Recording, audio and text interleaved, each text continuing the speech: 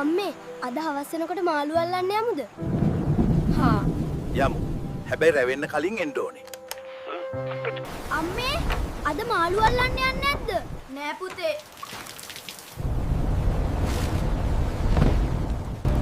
අම්මේ මට බයයි. බයන තරම් සත්‍යයක්ද මේ? ගහ වෙන්න එපා පුතේ. ගස්වල අතු අදින. අනේ ජලය! අනේ දෙවියනේ. මේක නාය යන්නයි යන්නේ. අම්මේ තාත්තා ආවේ නෑ නේද?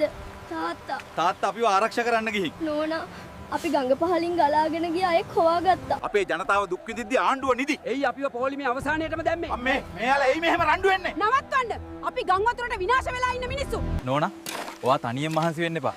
අපි ඔයාගේ ගෙදර වැඩ ටික ඉවර කරලා ඊට පස්සේ අපේව බලාගමු. අනේ අයියේ මගේ ගෙදර වැඩ ගොඩක් තියෙනවා. අක්කේ. ප්‍රශ්නයක් නෑ. අපි හැමදේම නැති කරගත්තා. හැබැයි අපි ජීවිතේ නැති කරගත්තේ නෑ.